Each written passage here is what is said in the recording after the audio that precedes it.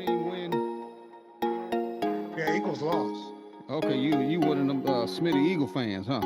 Oh yeah, big time. Oh, okay. I'm born and raised. Oh man, my condolences to you, man. That's okay.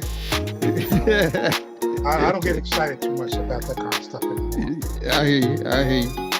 Yeah, my team lost, man. The Panthers, boy. I wasn't depending on them, but yeah, they let me down, man. They did a lot better than they were expected to do. Yeah, man, they did a lot better, man. I don't know. I'm still trying to figure them guys out, man. I don't know. If you bet on them, you won. Say what? If you bet on them, you won. Man, look, I'm afraid to bet on them, Matt. No, they covered the spread. There was some 14 or 15 points expected to lose by. Oh, is that right? Mm-hmm. Wow. Bill, you got your phone? Man, my phone isn't working. I'm mad at Verizon, man. Oh, you one of Verizon customers. Oh, man. I'm a Verizon customer, too. Yeah, you down too, Matt? Oh, yeah. I've been down most of the day. Good Lord. Yeah. Okay. Verizon. I think T-Mobile invaded Verizon so that they get us to go to T-Mobile or consumers or AT&T. Well, you say your phone down, so what I did, I just sent you the link to the to my YouTube channel, and all those all the sessions we had is on there, other than the last one that we did. But you send up once your phone come up, you see that link there, just forward that to him. Will do. Yeah. And I'm gonna wait here. Let me see if anybody else popping up. I thought Bobby Jones. Anybody heard from Bobby Jones or Ron Price or Smitty since we left the last time? They might be Verizon customers and are trying to use their phone. Oh Lord, yeah. Yeah, you right, Matt. Could be. Well, even text was down until a little while ago. Oh, is that right? Yeah. No, I didn't. I mean, I'm with Cricket, man. I don't know if Cricket is a part of Verizon. I thought Cricket may be a part of Verizon. I guess we can go and get started, man. But let me before I let you guys have it, man. I want to just play one thing here. I think it's about 3 minutes, and then we're gonna go ahead and get into it. So let's see. Here we go. All we say to America is be true to what you said on paper.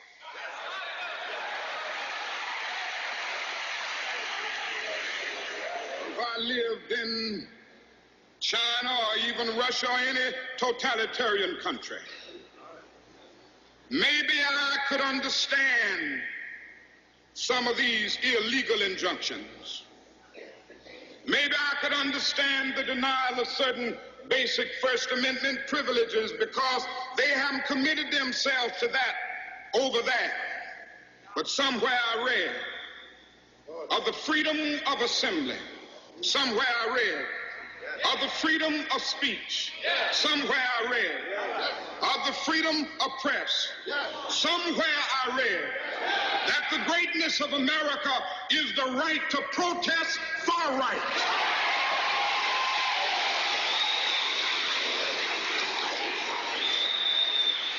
And so just as I say we aren't going to let any dogs or water hoses turn us around, we aren't going to let any injunction turn us around.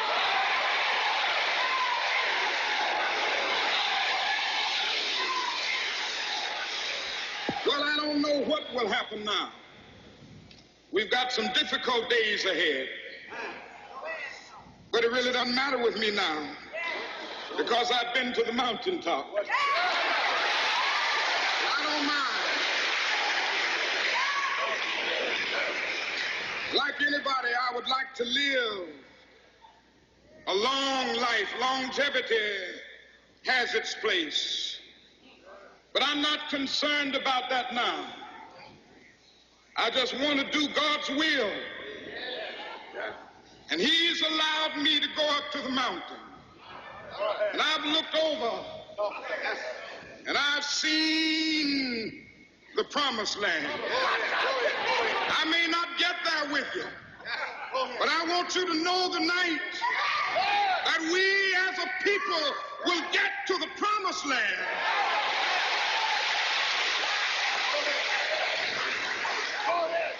So I'm happy tonight. I'm not worried about anything. I'm not fearing any man. Mine eyes have seen the glory of the coming of the Lord.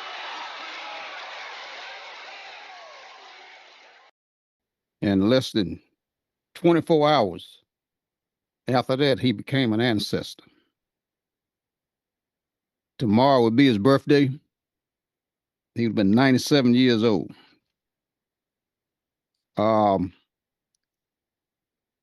So every third Monday, they celebrate Martin Luther King Day. I was 11 years old living in Baltimore, Maryland when Martin Luther King got assassinated.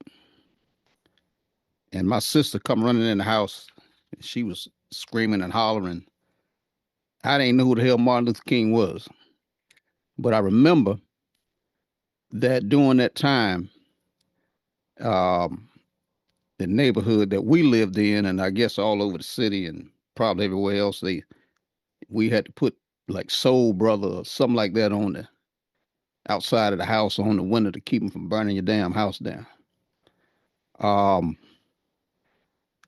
Every year this time, or Martin Luther King's birthday, what I normally do, I find a quiet spot and I'll listen to some of his sermons and just kind of the way that I celebrate and kind of listen and I guess get some strength or energy from some of his old sermons or speeches.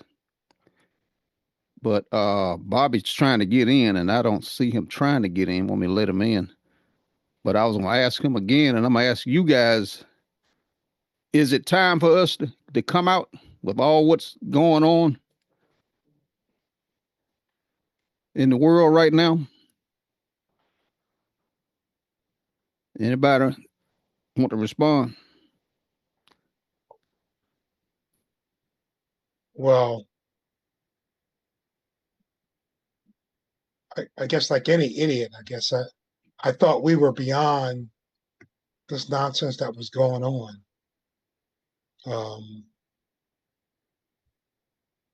I damn near lived a lifetime in my mid 60s. I'm like, I never thought I'd see this kind of stuff again. Yeah. So it might be. You might be right. The key is anybody listening? Mm-hmm. So Yep. it breaks my heart to see, government employees cracking heads like they are. I think they miss some of the things you just played in Martin's speech. Mm-hmm. One of the things that one of the speeches he made was before the speech you played was when he discussed the fact that he doesn't want to be known as somebody who won the Nobel Peace Prize. He didn't want all the accolades, the human accolades. But what he wanted to be known for is being a God-fearing man and being a man that tried to do the best he can to help out his brother and sister. And that's one of the things that always stuck with me. Mm-hmm. I had a paper route back in the day. The black newspaper in Philly was the Philadelphia Tribune. And when he was assassinated, my mom drove me around to deliver the papers because she was scared something was going to happen to me. But I grew up in a black neighborhood, so I didn't worry about it much. But looking back on it, I understand what her concerns were. Um, and like I said, over the years, I look back on that day and some of the things that, occurred, afterwards, because people were pissed off. But we did, for the most part, destroy. We celebrated. And you have to tip your hat to his wife. And she said, don't riot. Martin wouldn't want that. And she said, you know, remember his message, remember the things that he stood for, and let's grow and move forward. And that's kind of what I try to do. The amazing thing is, I look on the Zoom here, we're all educated. We got education, we're doing well. I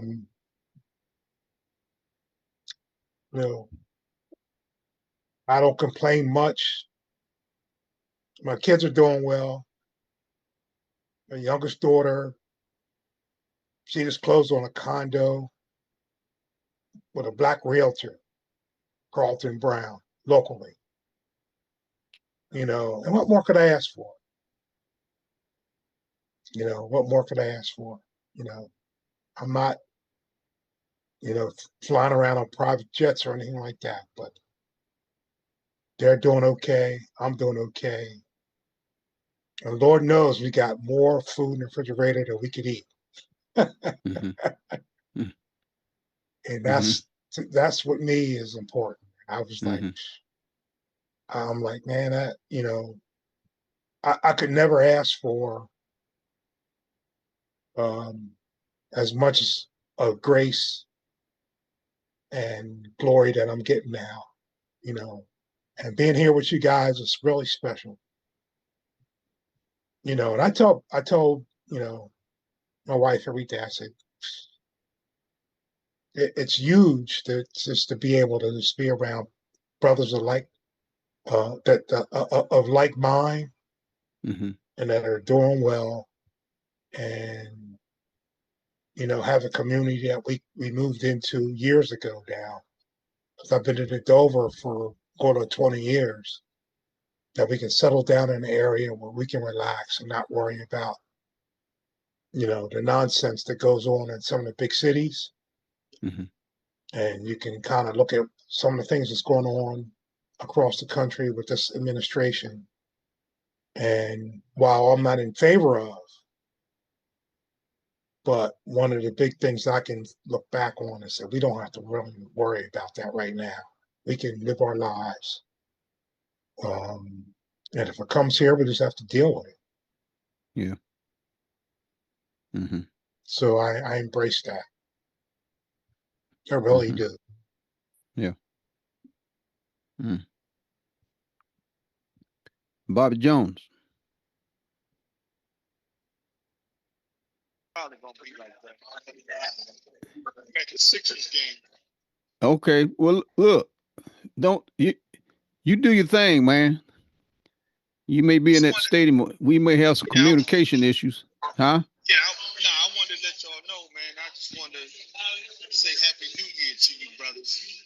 All right. Well, we appreciate that. Yeah, but I knew it was gonna be tight up in here. Yeah. Well, we're glad to see you. See you made it into the new year, man. And you go ahead and do your thing, man. And we're gonna get you on the next one. How about that? Sure. Okay. Right. Be safe, man. All right. All right. All right, brothers. Who next want to respond to on any say on my opening? Any thoughts on my opening? Well, well, you know, Chelsea, I had the honor of being in the March on Washington. I participated in that, and I actually had a chance to shake Dr. King's hand. He uh, he came to my neighborhood in D.C. and was up at 14th and Park Road in the Hot Shops parking lot. And my oldest brother and I went up there, and it's a crowd around, and my oldest brother said, "Man, let's go on and shake his hand." So we just bogarted to the front of the crowd and shook Dr. King's hand. Mm. And my oldest brother was never the same after that because he was one of the first customer engineers uh, for IBM, but he left that job and joined the Black United Front. Mm. Uh, Now me, uh, I went into the service, and when I think that I remember when Dr. King was killed, I was in pilot training, and folks started getting violent, and they were uh, burning down and rioting in the cities. And every day I would go to the snack bar. One of my fellow students would come in there and say, "Jordan, what are your people going to stop burning down this country?" Mm. I was doing pretty good at flying. About the third time he did that, I cracked, man. Mm. And I shouted to the top of my voice in the snack bar, "I hope they burn this raggedy mother down." And you could have heard a rattling loud in there. Mm. And people went out silent. I went up to fly. I came back to fly. Uh, I got a U, a unsatisfactory, what they call a pink. And I didn't know at the time. I didn't care. But they tried to wash me out of pilot training. They were unsuccessful. Mm. But I just remembered that it really affected me because I thought that Dr. King, of all the people that I've seen in my lifetime, he was a great example of follow because he tried to follow what the teacher had given us to do. And one of the honors that I had was to speak at the Martin Luther King breakfast at Dover. And what I talked about up there then was um, the drum major speech that Dr. King talked about, and and Brother Mars said something that about that speech. One of the things that struck me was what Dr. King said was, "To be great, you must be a servant," which comes from the teachings of the teacher Christ Jesus in Mark. To be great, you must be a servant, and if you're going to be the greatest, you have to be a servant of all. Mm. And he went on to say, "Because the Son of Man came not to be served, but to be a servant and give his life as a ransom for many." Um, so when you say, "Is it time for us to break out?" My answer is, we never should have stopped. And when we think about it, all of us have been acting. Uh, uh, and the way we act is by serving our communities and being truthful to them and telling them and giving them the facts, even though people don't like to hear the facts. Like, like it's a big thing going around, like uh, Mark Kelly is being called back to active duty and being threatened to court martial because he said that troops are not supposed to follow illegal orders. Mm. And so that can be something to try to intimidate, but we have to be above that. And what is the most important thing? Is to speak truth to power. Uh, Probably the speech of Dr. King that I listen to the most is a speech called Guidelines for a Constructive Church. And in that speech, he talks about three things, just three things that the teacher told us we have to do: heal the brokenhearted, uh, free those who are captured. And the third thing was to preach the acceptable year of the Lord. And I believe that when we look at the life that Dr. King lived, and I understand that nobody is perfect, none of us are perfect, Mm-mm. but he set the example for doing those, to following the teacher. Heal the brokenhearted. Don't turn away from them, heal them. Free those that are captured. And preach the acceptable year of the Lord. And when is that year? That year comes when all of us have tried to do the things that the teacher asked us to do.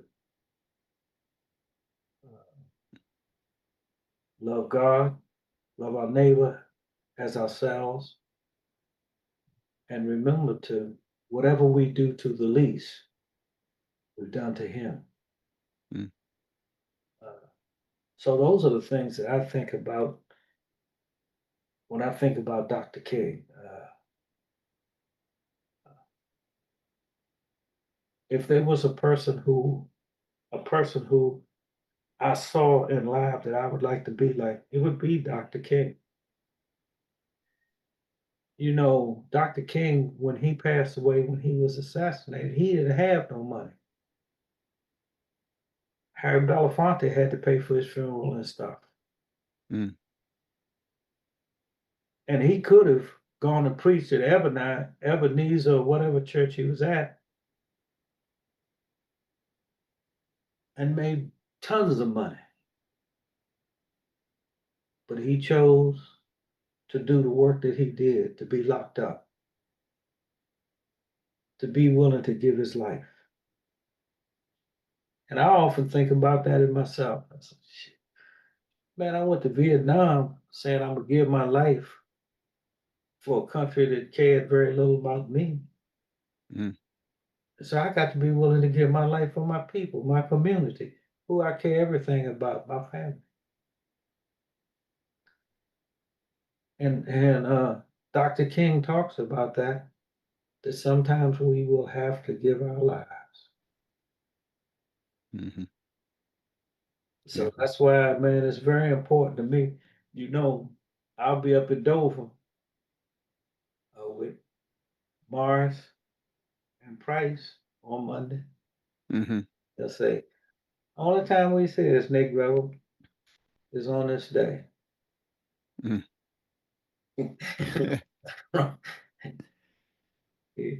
Only time we see him is on this day. Uh-huh. But that means a lot to me because the way that they celebrate Dr. King's birthday in Dover, I think is very spectacular and Mm-hmm. very and is the proper way to celebrate the King, the holiday for the King. I mean, uh, he was a very important influence in my life, and I feel blessed that I lived in a time that he lived and listened to him and heard what he had to say. I'm complete.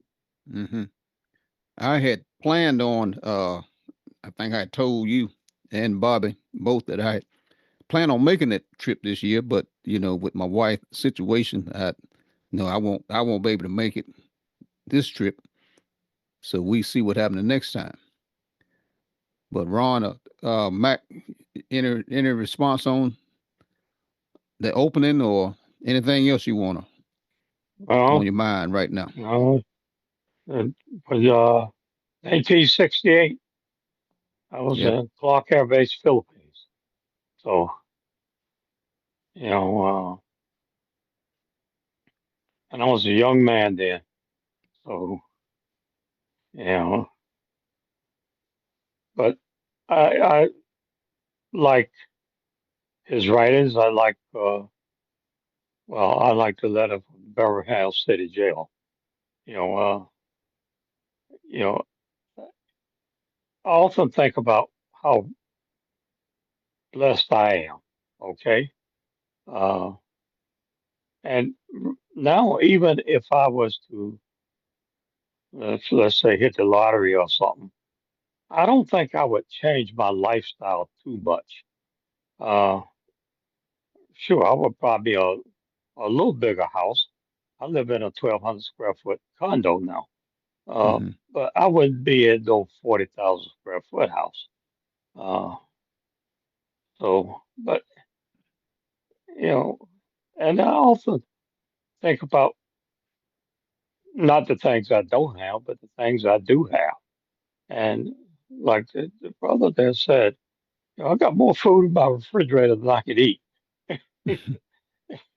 You know, uh, I'm warm. I got good shelter. Hey, uh, but the things that are going on in the world today, especially when a certain individual thinks that he deserves a peace prize, and from my view, everything he does is the exact opposite of what a person should get a peace prize for. Mm. Uh, Even let's take Iran. You know, if he should be trying to settle that situation, not threaten them with, "Hey, we're gonna bomb you in the ground." Uh, Mm-hmm. Iceland, you know, that's not peace. That's and I think Dr. King was all about peace. Yeah. That's what I think about when I think of him. Is peace. Uh, Mm-hmm. yeah, I was lived in Memphis for a year or so. Saw the Lorraine Motel. Went there. Saw the balcony. It's it also saw the what was it the garbage collector's place, the trucks. Mm-hmm. Yeah. It's a very sombering experience to think about him and what he and his life. Uh, I don't know, I don't see any human being with the commitment he had, you know, the nonviolent movement, Mm. and I think was very effective. I don't know if something like that would be effective again. And from the looks of things, we can't even get there. Minnesota. I mean, Jesus Christ, man. We can't be killing folks like Yeah. Yeah. Mm-hmm. What about you, Ron? What were you doing when Martin lost? Well, when Martin was assassinated, man. I know I was probably just finishing up playing with a Tonka truck, but I, I, tell w- us I what you. was I was too. I was living in New Orleans, and I remember we were sitting outside on one of my cousins who lived next door porch. The families used to do that, and the kids run around. But it wasn't until I went to college actually that I started to think about what he said, some of the speeches that he gave, and how he lived his life. You just remember someone, Brother Jordan mentioned how when he died, he didn't have any money. But, for a man to be as not famous, but as important as he wasn't in for the grift like we see now. Mm. Like you said, he could have been a billionaire if he wanted to. Could have sold his services around the world, but he dedicated himself to people around the world. He volunteered his services. Mm. And the sad part about it, and I hope I'm wrong, is that it takes all these generations that before the people that's living right now realize the role that they should have had in stopping what's going on now. And that's why we don't have, we have demonstrations, but what we don't have is leadership as far as in our representation, which, we could do a lot of things, but we can't make laws. We could, and we don't have enough people that's willing to put down or share their time to make those calls, to make these representatives stop what's going on. Because we as individuals, we don't control any of the budgets or anything like that. But it's what I see and what I'm thinking is that they're tearing down the country, the governance of the country. Because you got politicians that are so afraid to lose the status that they think they have that they're willing to let this country go to these places where we're in now. Now, I also believe that they didn't nickname him Taco for nothing. Talk is cheap, and he reminds me of growing up and when I moved from New Orleans to New York was when I first heard, if you talking, you better be able to back it up. Mm-hmm. Because if you don't, you're gonna get hurt. You know what I'm saying? And Yeah. that was just the law of the jungle. But what a lot of folks today, it's a generation, multiple generations uh, that's carrying on the fight, which I think about now. When you look at the movements in the '60s and some of the other important, marches, you look at the ages of some of the leaders and some of the younger folks that were out there that carried on. That's the importance of being out there. Mm-hmm. As those leaders transition, the folks that studied and were meant to carried on. Like some of the brothers that just recently passed that was in the Congress and things like that. They were well educated on how to keep us from going backwards. Because we're going backwards in the sense that we have people that are more interested in putting something in their pocket than their fellow, you know, mankind or citizen or neighbor or whatever. And it's sad because when you don't have nothing, you don't know about you know about the have not. You don't know about the have. Like we were Mm-hmm. saying, we have food and we have these things, we have education. But I remember, man, I think I have PTSD because every time I'm in Baltimore when I'm driving, the streets, everything looks the same to me as it did in the 80s. Mm-hmm. You know what I'm saying? And I Mm-hmm. have these nightmares, not nightmares, but I feel something when I drive by a bus stop. I want to give those people a ride because I remember me being out there. You know what I'm saying? Mm-hmm. And the thing about it was the advantages that Dr. King and some of the other leaders enabled us to have brought us to where we are today Mm-hmm. between the haves and the have-nots. Because I think a lot of people in this country don't realize how what's going on is going to affect them, not just today, but for years, because it's going to take years to cycle this garbage out. Mm-hmm. You know what Yeah. I mean? You got people that are actually in the government willing to break the law in hopes that they get a pardon, but they're willing to do crazy shit. And the people that are directing them to do it, it's kind of like they don't put themselves out there, they put you out there. Mm-hmm. There's a lot of people in jail right now because of that. And that's that kind of, in a way, if you think about it, that's that snitches get stitches in reverse. Mm-hmm. See what I'm saying? But there's a lot of folks on the sideline, bro. Yeah. I get, and I think I've mentioned before, we do voter registration. Matter of fact, I got upgraded last week or 2 weeks ago on doing voter registration. And just to talk to people about voter registration and some of the feedback that you get is sad. Black women get what's going on and what leadership and servitude is. Black men, young men, don't care, don't know, and don't care, Mm. which is sad. Yeah. And I won't say that they're institutionalized, but we as a people, man, we are so minimal, to the fact that we always expect somebody, either in our families or somewhere else, to do all the heavy lifting. Mm. You know what I mean? But on the flip side, like my family, I told them that. I said, you guys don't vote. And I told them this and that and this and that. But I said, but you want to have a fish dinner to raise money to get so and so bail money to get him out of jail. For what? Mm. You see what I'm saying?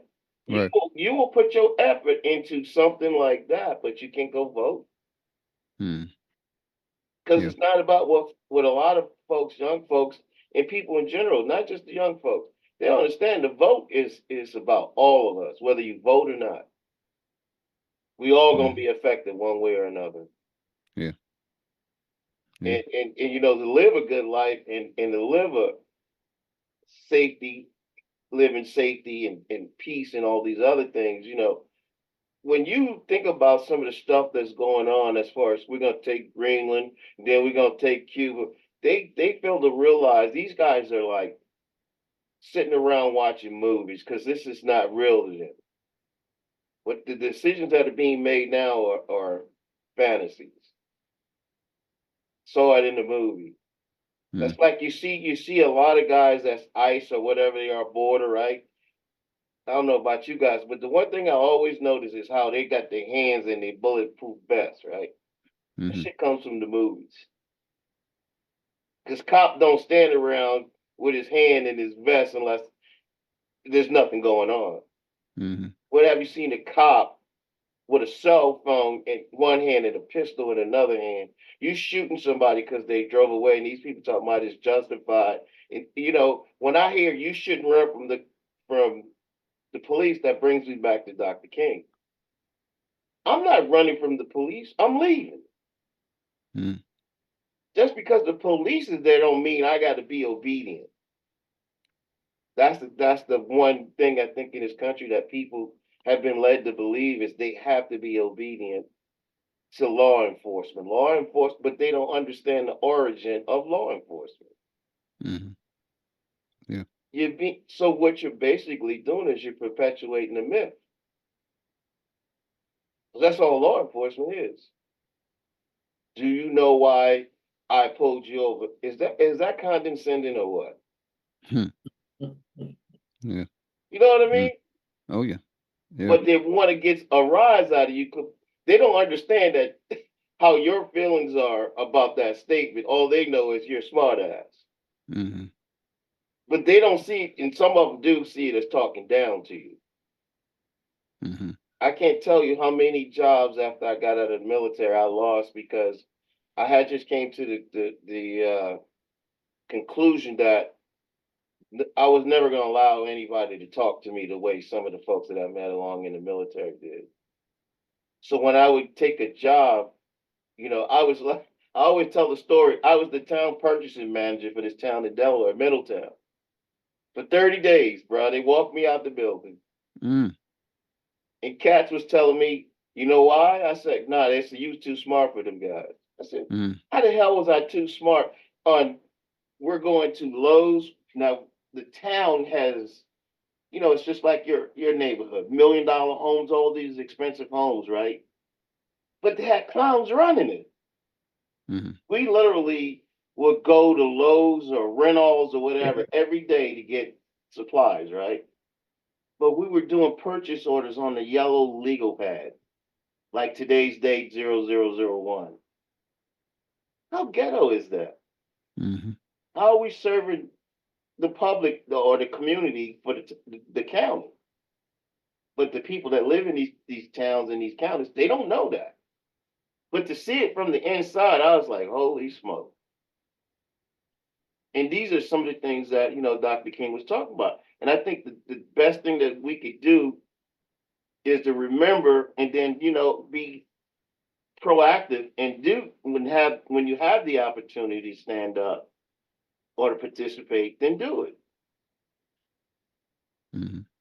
Because, it's important, like I'm not a canvas person, I don't do knock on doors because I don't want nobody shooting me or no dogs being sick on me. But when I grew up as a young kid in New Orleans, I started Klan. New Orleans, Louisiana, you can't get only Mississippi can be in Mississippi and Louisiana, sister and brothers. You know what I'm saying?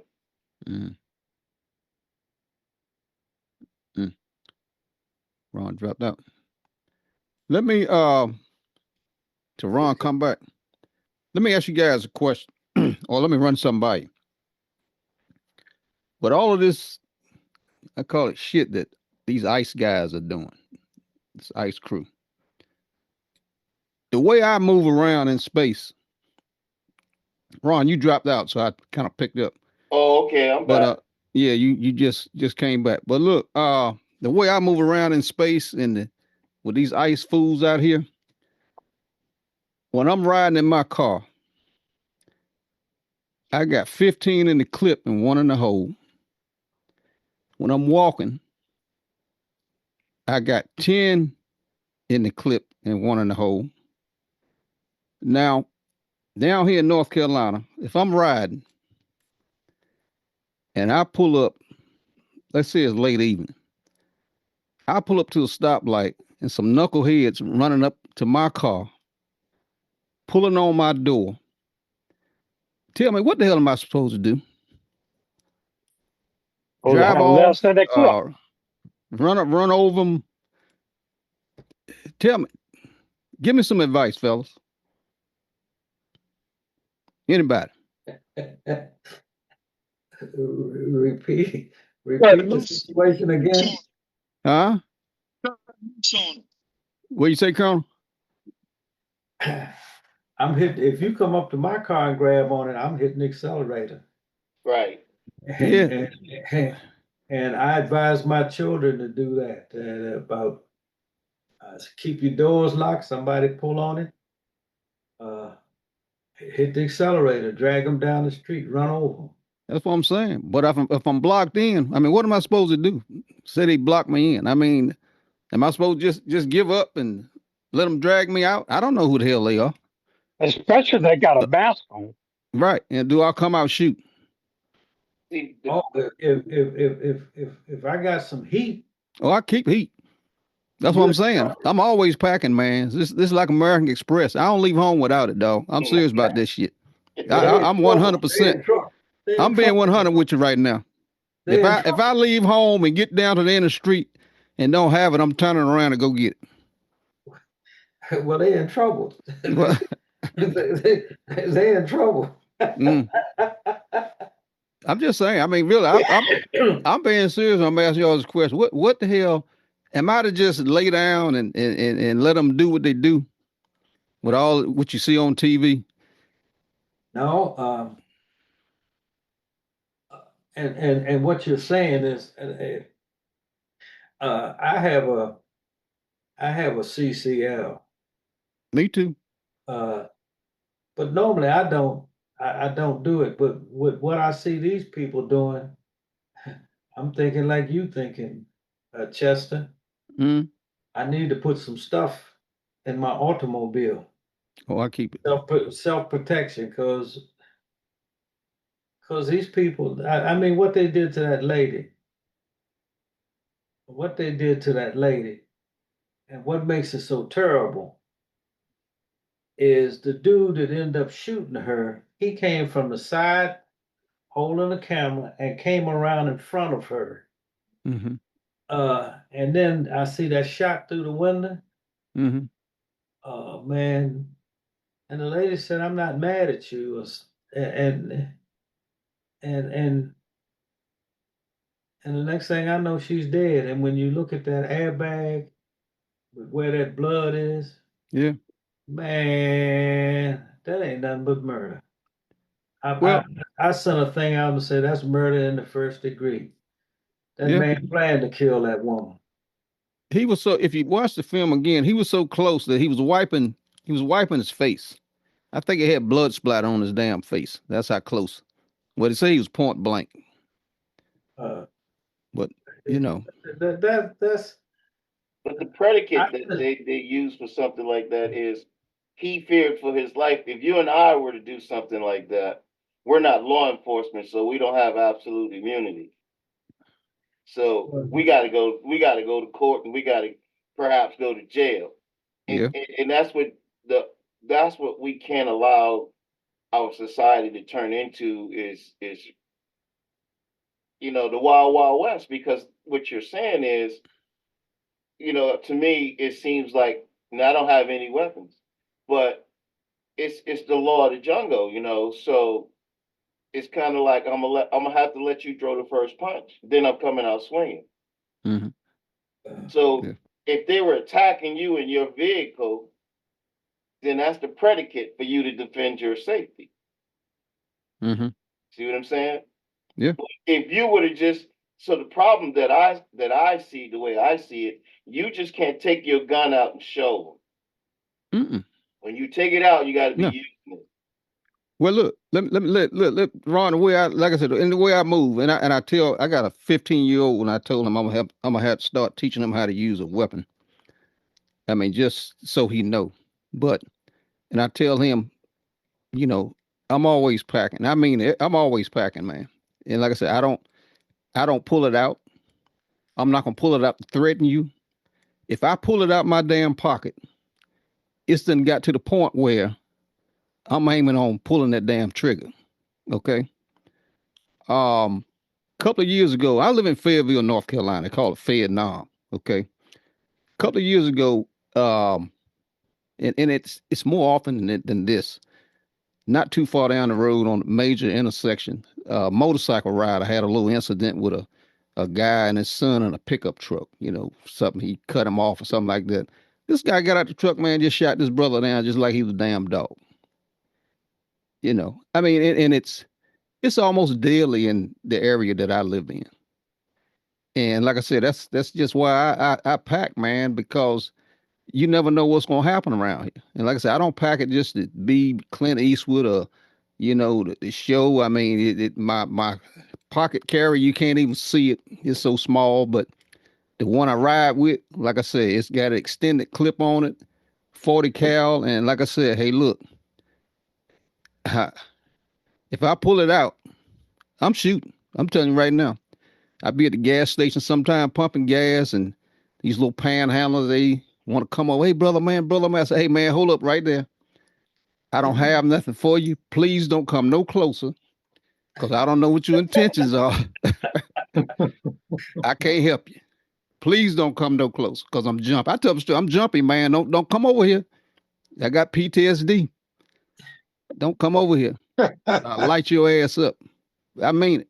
When I get out to pump gas, I put it on the seat and I leave my door open.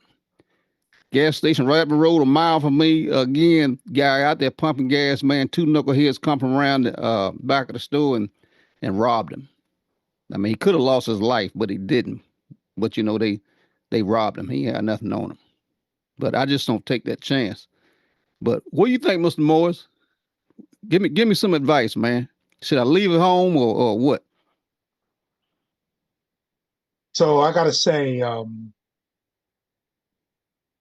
never ran into directly a situation where um, I would have to use deadly force. I don't have a concealed carry.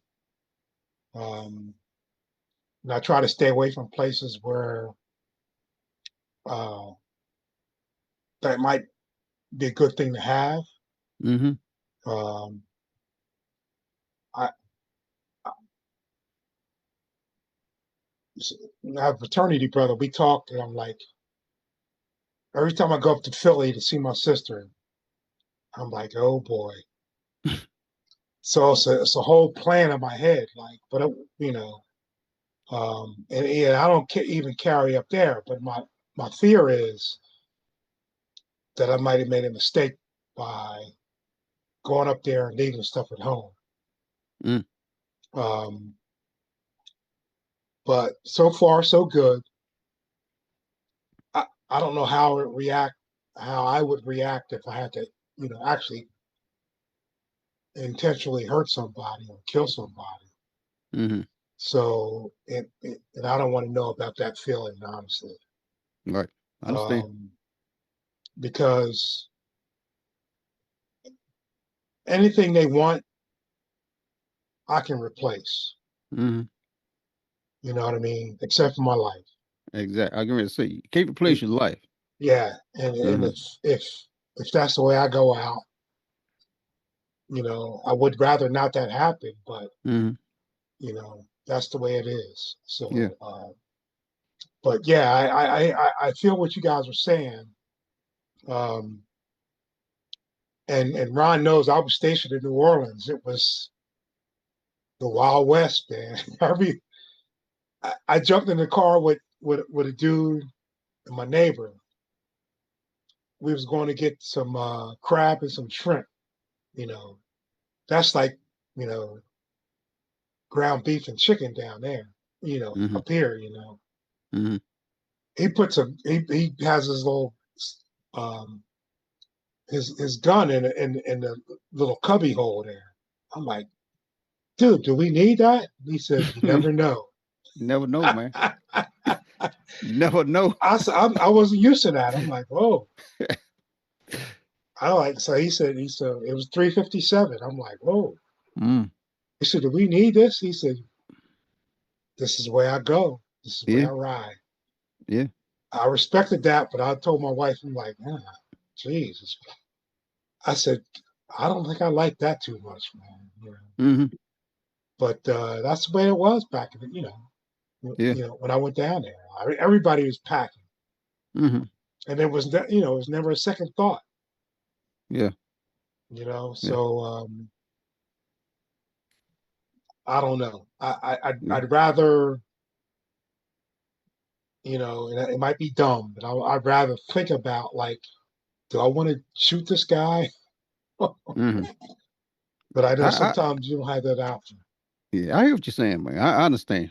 But like I said, Lord knows I don't want to take nobody's life. But that's like I said, it's Well, that's we what, to me, one of the reasons I am against the death penalty.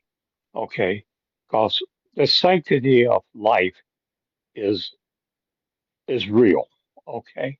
Uh, and by no means do I disagree with you.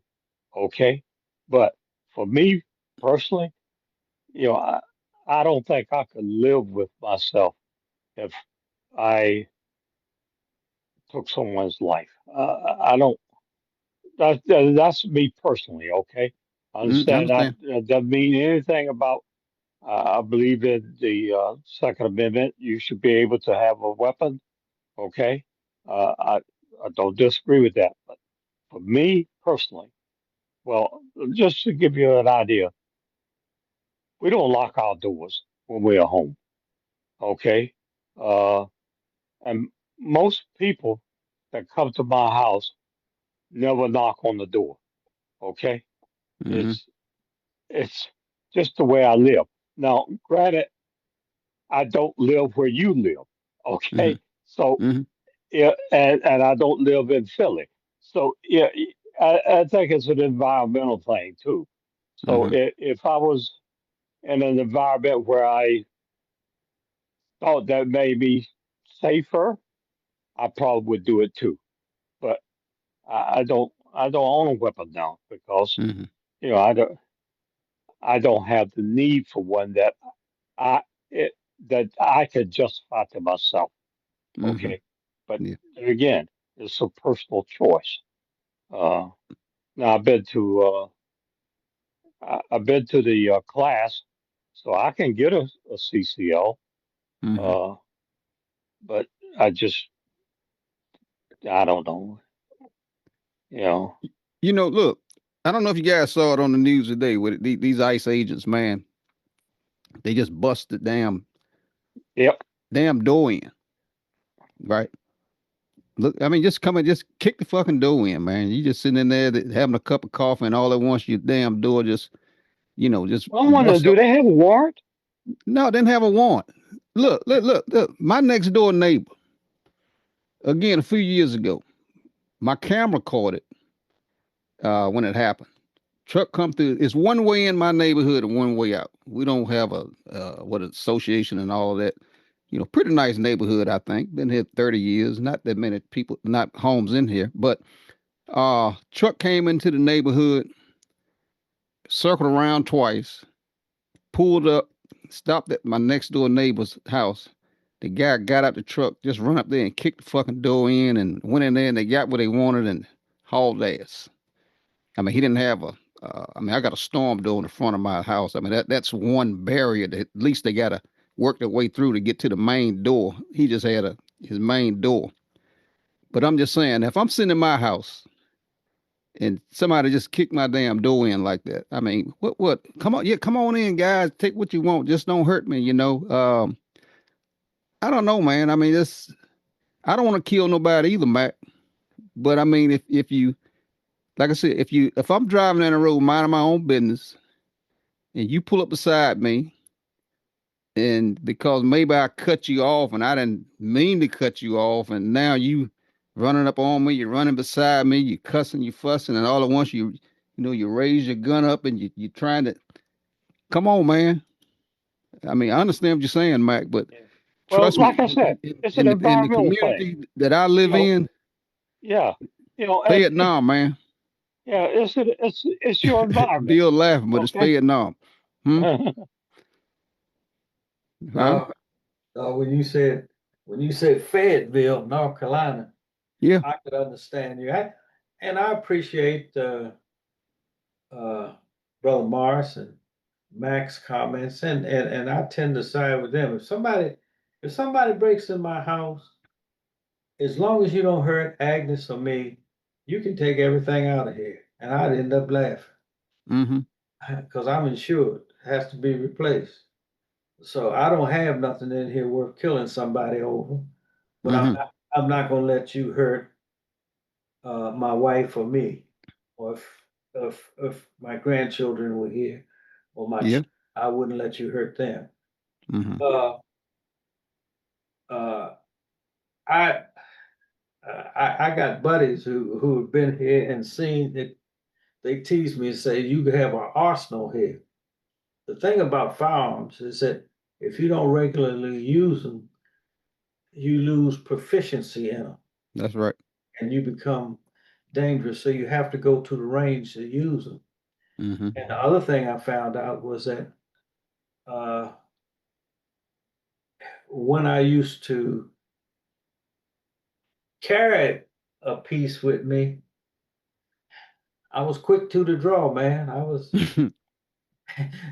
if you upset me, the first thing I did was go to the hip. You understand? No, so I didn't want to do that. And and my son, who was my youngest son, who was in law enforcement, told me, said, "Pop, you can't do that." I said, "Oh, okay. Well, I'm not going to take the thing." So I Mm-hmm. I would normally uh, try to travel. Like I go to DC, and my brother lives in a what I call a danger zone. Don't be there after dark. Twilight, you better get out of there. Mm-hmm. Uh, and so when I go to that area, I make sure I go in the day, and I have him come meet me because Mm-hmm. he is authorized to have that stuff too. Mm-hmm. Uh, but I don't want to be there at night, so I wouldn't. I don't take nothing with me if I go to DC. If me and my oldest brother were traveling down the road, or me and my wife were traveling down the road in some of these states or out west, I would have uh, sufficient protection for my wife and me. I'd have because Man, they got some fools out here. Out west, if you rolling through some of them places out west after dark, you may never be heard from again. Right. Yeah. Uh, uh, uh, who wants to be traveling through Mississippi at night? Black Mm-mm. or or Louisiana or Mm-hmm. Alabama During the Yeah. day. or Virginia Yeah. down US 13 Mm-hmm. at night. Yeah. Man, you guys or down in Southwest Virginia or certain places in West Virginia. Yeah. Man, you get caught out there, you're in trouble. Or places in Missouri. Man, there are places, man, in Western Pennsylvania that is dangerous for a black man to be. Mm-hmm. New York City, where Price is from, man, and y'all have been New York, Boston. You get caught out there, man, you're in trouble. Mm-hmm. Yeah, you man. So for me, uh, America ain't that safe for black people, and I don't know if guns in and of themselves will protect you. Mm-hmm. Uh, the best thing is what Brother Morris talked about, and what Mac talked about, and Ron talked about when he talked about New Orleans. I call it situational awareness. Mm. I am not going to be in a place that's dangerous, and anywhere I go, I scope out the stuff. If you go to a gas station and you have a whole lot of them panhandlers around there, find another one where they About ain't. another.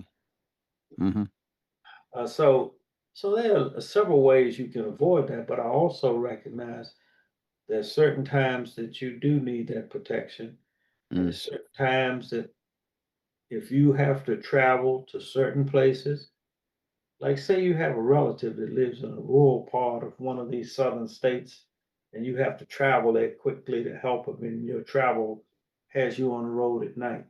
Mm-hmm. Man, you better have something. Yeah. Hey, don't don't go to where you call it Vietnam in Don't come to Fayetteville, Vietnam. where and that Mm-mm. where brag and Yeah. all that stuff is. Yes, sir. Oh Lord, Fort Bragg, man. man, Killer. They train them to kill down here. yeah, yeah. Yeah. That's Yeah. what I'm saying. Oh man, I'm 5 miles. Hell, I mean the range that I can hear them shooting, man, on the range in my house sometime, man. Seriously. You hear them damn machine guns all day long. All day. But But but back to the So thing you were saying, Chester. mm, I don't think that woman carrying a gun would have helped stop her from being killed. Just the way it was approached and all of that. Uh, I mean, she was boxed in, mm-hmm. weren't Now, I there? don't understand why he asked her to get out of the car. I What they doing it, Matt? I mean, you look on the news, I mean, they just dragging, like I said, they dragging people out of cars. They say they leaving fucking cars running on the damn highway empty. Just they just snatching people out of vehicles, man. yeah, they That's left they And, left a dog in the car. yeah, yeah. One of them, and then what kills me is they break the window. I'm like, Break the man, window, man. you break my window, I'm pissed, man. That's what I'm saying. Somebody break my fucking window, man, and what I supposed to do, man? I'm sitting there with a damn firearm right there. What I supposed to just let them come in there and drag my ass out? And that's what I was saying. You Them know? guys, they see these things in the movies and then they live in it. They live in the Right, dream, bro. There's right, no reason to be as aggressive as they are. exactly. Because number one, when you sit back and you look at that whole situation in Minnesota, all they had to do was let the woman go where she was going and get her address and go to her damn house. That's right. And they could track your license plate Yeah, too. what Mm-hmm. he shot her and he because had a picture of her license plate on his phone.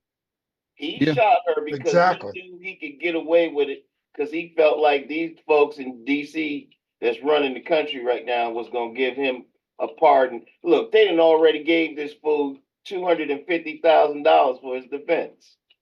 Mm-hmm. They, Yeah. That's what the country is, though. Yeah. Yeah. Yeah. You got people, man, that's just jumping on the bandwagon. You know, it's like I saw something where the guy was saying it's okay to be white again. Yeah. Yeah. Stuff like that. That's nonsense, man. Yeah. that's Yeah. That's total BS. That's ignorance. You I know, used to, and then other people look at that and it was like, yeah, now we can say, you know, what we want to say. You know, you can't, you know, it's like people say everything that you have on your mind, it should come out your mouth. Mm-hmm. You shouldn't speak everything that's on your mind. Yeah. You know, Yeah. but these folks have always had liquid courage, as we all know, serving in the military. And Mm-hmm. the thing about it in this society is that history don't mean a lot of these folks today. You know, because when they start talking about killing all those people they killed in Venezuela, people don't remember they had family members. Yeah. You know what I mean? Grandchildren, wives, cousins, brothers, whatever. But they don't even consider the fact that when you turn the world upside down, millions of people died during World War One and Two, Korea, Vietnam, and a lot of people get killed just for your pleasure of saying I'm a bully and we're gonna do it the hard way. You know what I'm saying? To me, somebody, as you know, when you meet people that say shit like that's coming out these people's mouth, you know, you say to yourself, "You look, get your little punk butt out of here," Mm. because you're talking about it. So you're not, you know, you're not that dude. was, Because the dude that's that cat, we ain't talking. it's, Mm. You know, it's like they say, we gonna box. You gonna box or kick rocks? What you gonna do? These folks gonna kick rocks every time. You know, Yeah. they screaming from a distance. You know what I mean? Like bombs. They was like, yeah, we're gonna bomb them. Like the bomb gonna take. But then they start talking about putting boots on the ground. Then that's a different story. But the thing in this country that really gets me is the fact that all those people that are talking never served anybody. And But heads back, themselves. I'm like, dude, you're talking shit to the military when you fail to realize the number one thing about the military. They are volunteers. Yeah. They can leave. well, could I And share then some? what you gonna do? Who gonna be in the military? Could I share a thought? Uh, in countries that have all volunteer services, when they go into conflict and they start losing, those volunteers they have to come up with something else. Sometimes they stop fighting, they stop engaging who they were engaging. Uh, Now Russia did a little different in Ukraine. Russia ginned up the draft again, Mm.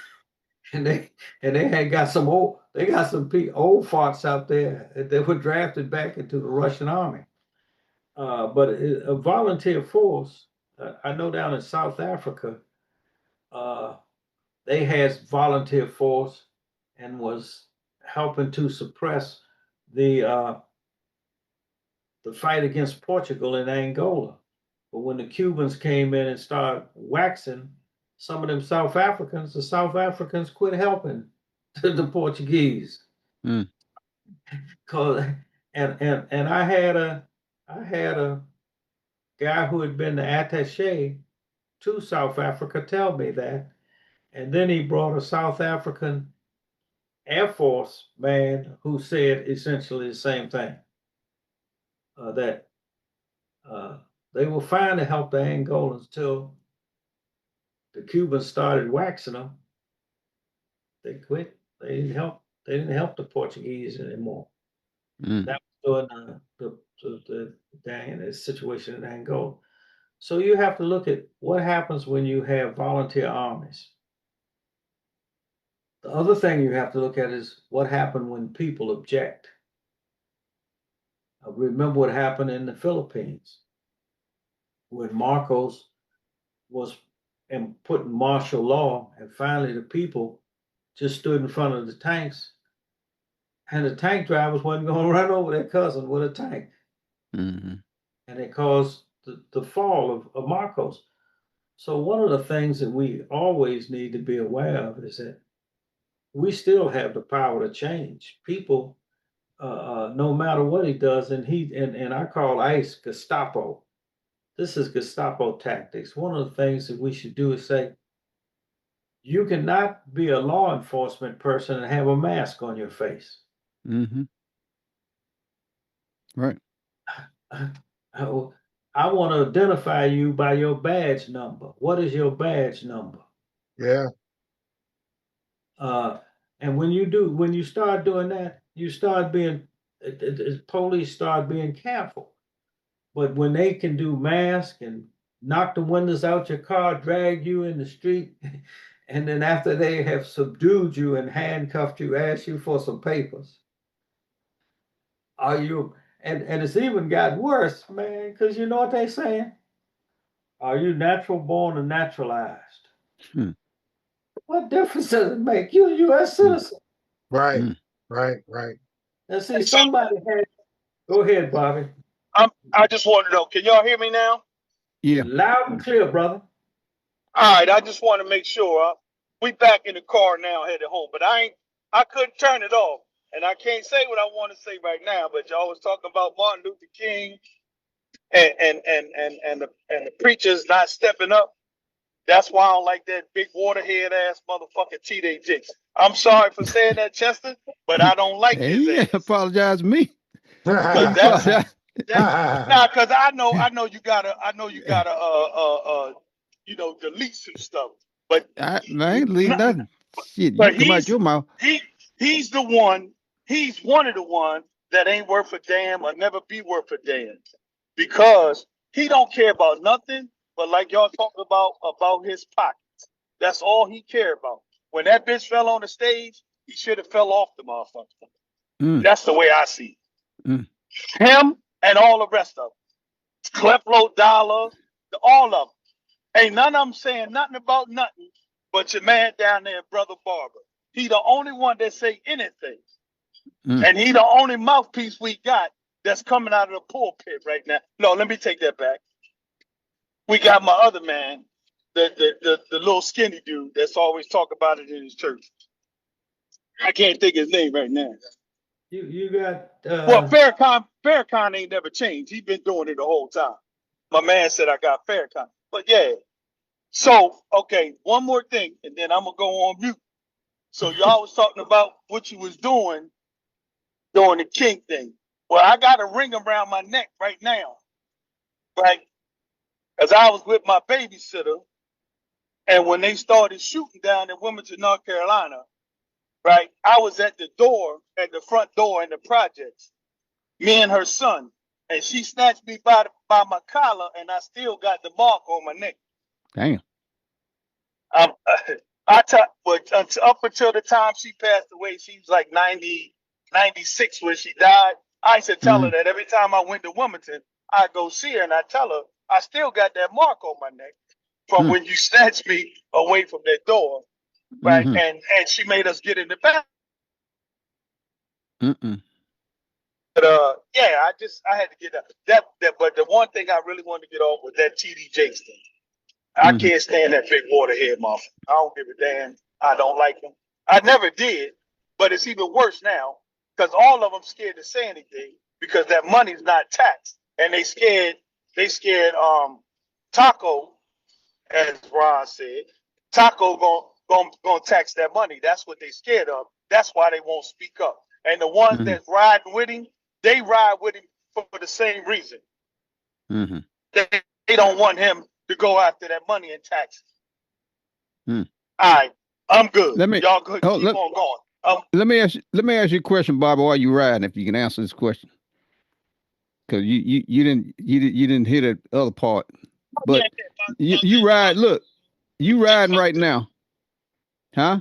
Yes, I ride when I'm in my car. I got two of them. Hey, remember that movie, I'ma Get You Sucker? Yeah. When Isaac Hayes and Jim Brown had all the guns and Isaac Hayes fell, right? Right? Hey, look, that's me. That's me right there. Well, let me ask you a Cause question. I I want to put jinx you now, but somebody pull up and bust your window out right now and you at the stoplight. What you gonna do, man? You just gonna put your hands up and crawl on out there and let them put the knee all on your neck and all this shit? I'm gonna let all that go till he get in. When he get Mm, in, they gonna have to bury him in it. mm, Cause hey, listen, and I heard Mac. Mac. I'm with Tony. I'm with all of y'all. I don't want to take nobody out either, cause I don't want nobody thank to take me out. But I'll you. be damned if I'm gonna go out not fighting. Mm-hmm. I'm not going out without a fight. But I mean, what I'm asking you is the way that ICE is doing their shit, man. How you Oh, gonna respond, man? You sitting up there with all that heat in your car, man, and them assholes roll up on you like that. How you gonna respond, man? I mean, cause I need to know, man. I need to start leaving my shit at the house or what, man? that's get ready to show. That's get ready to slow down. You Now, think so? don't change what you're doing. They get ready to that's get ready to slow down. I hate to say this, but when they came, you notice first and foremost, they ain't taking that shit in the hood. They Mm-hmm. taking that shit on the outskirts. Mm-hmm. They not taking that shit in the hood. Right. When they you ain't had none of them problems. They talk tough, but they kept moving. They Mm-hmm. not gonna come. They not gonna come in the hood. Right. They gonna pick them up on the outskirts. Where it's not that bad. It's bad, but it's not that bad. They gonna go there, but they not coming. They not coming there because I'm gonna tell you, Ray, LaShawn, and Bebe, and Hakeem and Rock Bond, they And ready. Bobby. And Mm-hmm. And me, there you and, go. And me, and, and Bobby, yeah. yeah, that's And right. Bobby. We listen, man. You see I don't know if y'all seen the one. They just snatched this teacher out the car. She going to work, and it was a white woman. Mm-hmm. Snatched That's her all. out her car. Yeah. And the Yeah. black folks is out there. The black folks is out there is talking about now they going after the white folks. Mm-hmm. That's what I'm saying. So it's a matter of time before they start snatching our asses out. Oh, You they know. better not. And look, cause like I said, man, down here, man, I'm gonna tell you, every other car on the road, man, that I pass by, man, they look, they packing, man. These fools down here, Oh, man, everybody got a gun in the car. I was listen, when I was working, I pulled out a damn gas station in my work truck, and I didn't fasten my seatbelt. State trooper pulled up behind me and pulled me over. Walked up and put his hand on the back of the truck there and stood back. You got your gun on you today, Mr. Edgerton. You know, he'd already run my tags and shit. Like Bill know you if you got a CCL, it's already in your, in the database. I said, yes, sir. 15 in the clip and one in the hole. Where is it at? I said, it's down inside my door. I had my hand on the wheel. It's right here in my door on my left hand side. Well, just keep your hand right there and let me have your license and I'm gonna go back. We're gonna talk about this. You're not driving with your seatbelt, shit. So he went and ran and stuff, and as soon as he pulled off, man, I got on the phone and I was good friends with the DA back then. I called him. I said, "Hey, man, look, I got a problem, man. One of your boys, no, he wasn't a state trooper, a city cop. Uh, one of your boys gave me a ticket for a seatbelt violation. He said, man, don't worry about it. Yet. I got you, man. But I'm just saying, man, if you got the CCL, they know what's happening, But I don't know, man. I was just asking you, brothers, man. Do I need Mr. Moore said don't leave it home, uh, whatever. But I don't know. Somebody Well, come to my car and bust my window out, man, or they block me in. Around here, everybody wear that military shit because I'm in a military town. Okay, so if somebody wrote my car, man, was with all that old gear on, camouflage and all that, man, I don't know if it was one of these crazy army boys and went off or just somebody wearing a uniform or I'm going off, man. Tell you right now, I may be the first one to go ahead and break this shit up for them. You know what I'm saying? Like Bobby said, somebody gonna lose their life with these ICE agents eventually, man. With all this crazy shit that they're doing. Well, you see the Suffolk County Sheriff, right? Y'all seen that on YouTube on the tube yet? No. First it was the state DA. He told ICE, if you come here and you shoot somebody, they're not gonna be able to protect you. Mm. So after that, the sheriff got on there, who's a black lady, and she told him, y'all heard what the DA said. Now you come on in here if you want to. Oh, I think I did see that. Yeah. And we got Yeah, something she did for tell you. him. She did tell him that. Yeah. And see, what they don't understand is state laws don't cover them under the federal. It doesn't. They under a whole different jurisdiction. And they don't see that. Donald Trump can't pardon them for charges that they get in the state. He can't pardon them for that. Mm-hmm. And unless that governor of that state is a Republican and pardon him, it won't happen. Mm-hmm. Well, I don't know, man. Like Martin said, we got some difficult days ahead of us, man. We do. I don't know. I don't know. If this November, if that leaf, as they say, if that leaf don't turn over, well, I pity the fool, not fool, fool. I think even the Supreme Court them figured out they didn't effed up. Mm. They figured out they didn't effed up. I don't know.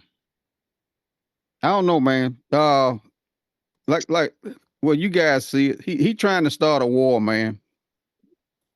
What y'all think? You think he's trying to start a war soon? Come election time, he think that's gonna save him and keep him in office.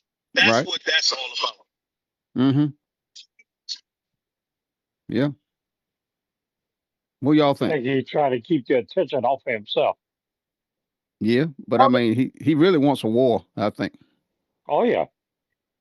You know, Well, if it's war, then it won't be an election. That's what he's looking right. at, and that's what they are looking at.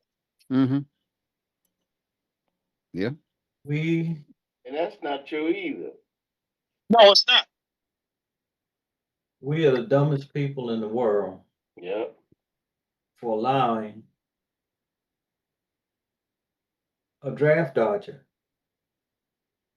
who has never spent 1 minute in the service of this country. So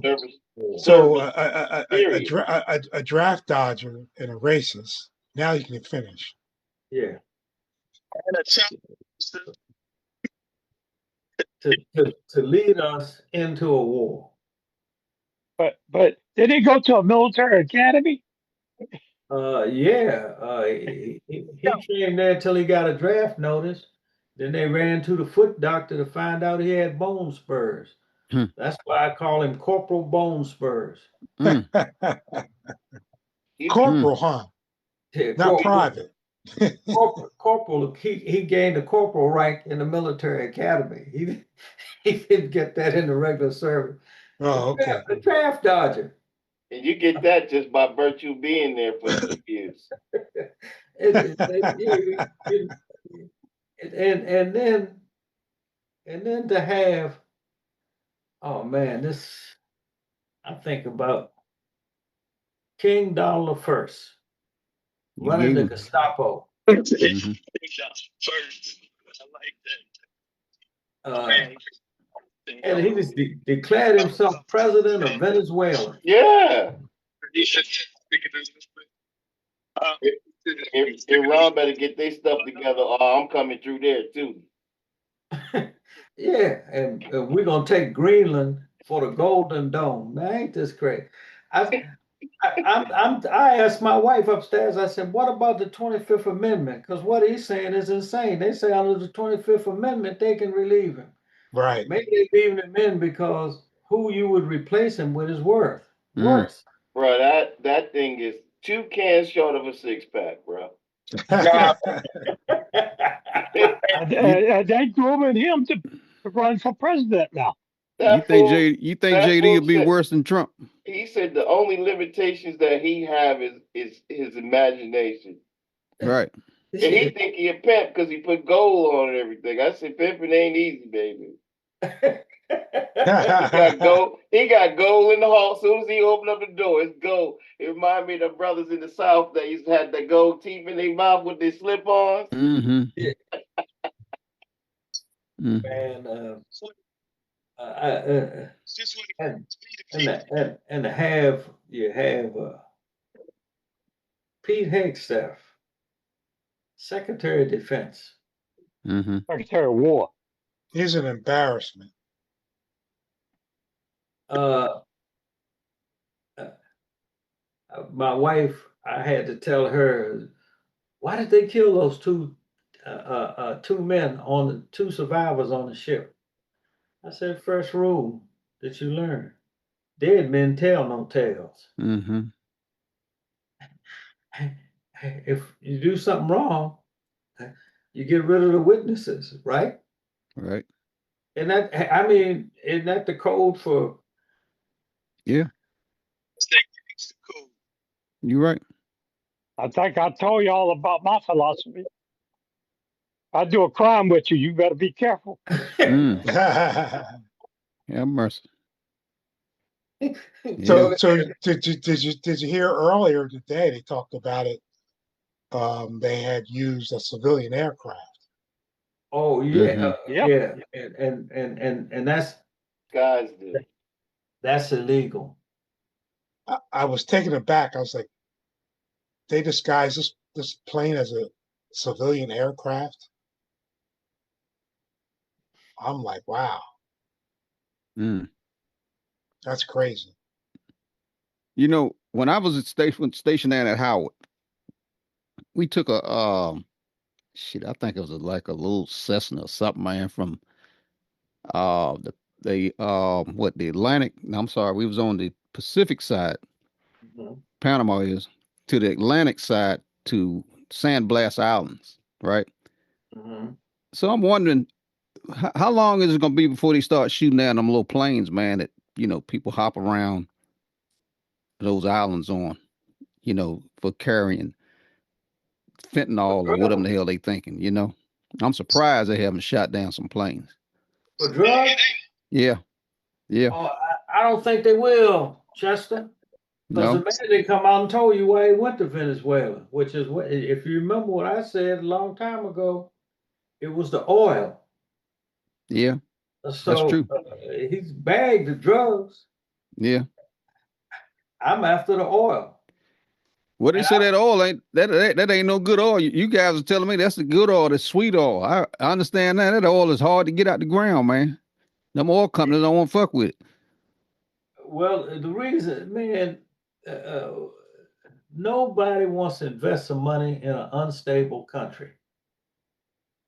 Mm, The quickest way to lose your money is you invest in a country that's unstable and you put a whole lot of money in infrastructure, and then they have a rebellion or revolt and throw out the leader. mm, That's your money down the drain. mm, Uh, so uh, the oil, the reason they want the oil is because the refineries in the U.S. are designed to process that type of oil. mm, Uh, the other thing that I thought about is, you remember earlier, before he ever went into Panama, I mean, into Venezuela, he was talking about taking back over the Panama Canal because yeah. China was involved there. Well, Mm, it comes out the truth. The Chinese had outmaneuvered us. Instead of having to go around the Cape Horn to get oil back to China, they were going to fill up in Caracas and go through the Panama Canal, shorten the trip. mm, mm, Uh, so, so this has been about oil all along. Mm-hmm. And then he's told a falsehood today. No, he's acted in congruity. He's been acting in congruity with his being. He told the people and the protesters in Iran, keep protesting, bring down that government. Yeah. Yeah. Yeah. And we talking about the drugs, right? Yeah. Well, what? How many people on here tonight? 6, 7? We only 7 of the million that's left because Pam Bondi said 256 million died because of the fentanyl problem, right? So it ain't but 100 million of us left. So I don't know. I don't know how that's gonna work out for us. So that oil ain't gonna do us no good. They say 256 million lives, so there ain't but 100 million left. Mm. They said, Wow. and he talking about he gonna get the best and the brightest. Always. Yeah. Her ass need to go. Always the best and the brightest. She got to go, man. Any college that any of them went to, they need to pull all that shit from them. Mm. You know how they did Bill Cosby when he got in trouble? Mm-hmm. Snatched everything. They need to snatch everything from him. Mm. Take their papers and burn them up, because them some dumbass zombies. But Yeah. the biggest thing about the oil and majority of the things that are happening right now that's being said, people are being misled to understand that this oil is readily available. First of all, there's no the whole thing about the oil is an exploration type information. Nobody has ever dug up that oil, or you know what I'm saying? They can't go get that oil like they talking about it. It's gonna take years to do that. So Oh yeah. people thinking that this shit is gonna happen right now, like him in that airplane. Mm-hmm. That airplane is that retrofit from Qatar is not gonna be done in no, it takes years to do that. Mm-hmm. You know what I mean? But Oh that's yeah. the thing. The country is so on right now. They think everything got to happen or is going to happen right now. So that's what drives their thinking and their votes. Yeah. And Right? They thought that these fools actually was happy to get two. That's it. What the hell is $2,000? Mine's a lot Mm-hmm. of money when you ain't got no money. But I'm just That's saying true. Yeah. that's Yeah. not a lot of money. Did I'm he give it sending out? mine back. No, If they send it to He me, I'm sending it back. Return the that sender. well that fool that he fool giving said it he active did duty, not. Bobby. You ain't active duty. Shit. He Nah, said they no. no He put it out the there like active. everybody in the country was gonna get Yeah, $2,000. Oh, is that right? it Yeah. was two. It's two, Chester. The active duty is getting the 1776, Mm-hmm. and then the people's supposed to get the 2,000. Mm. I'm sending mine back. Return the sender. You don't Yeah, he gotta can wipe his worry, ass. Bobby. He can wipe his ass with the 2,000 he can send me, man. I don't want it. I don't Well, want he did an interview and the person asked him about the $2,000. He's like, when did I say that? Did I say that? He said, I don't remember saying that. it. Gentlemen, I got But one. and that's what that goes back to my thing about the representatives. This guy is acting like he can take all the money out of the treasury when he wants to because he the president. And these fools are just sitting there. I'm like, are you kidding me?